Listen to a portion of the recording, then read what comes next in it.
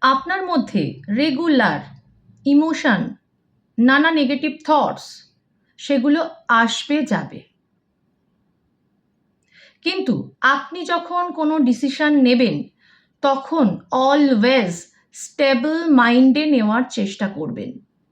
কারণ আপনার নেওয়া একটা ডিসিশন আপনার জীবনের মোড় ঘুরিয়ে দিতে পারে।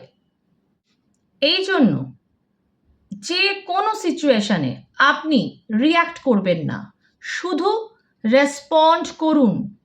কারণ আপনার দেওয়া একটা রেসপন্স আপনার আইডেন্টিটি তৈরি করে।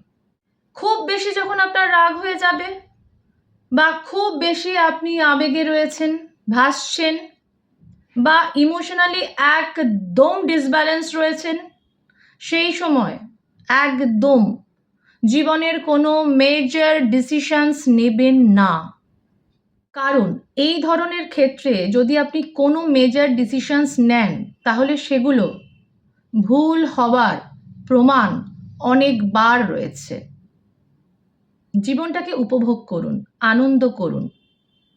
Always blessings. ভালো থাকুন, সুস্থ থাকুন। আমি পারমিতা দত্ত।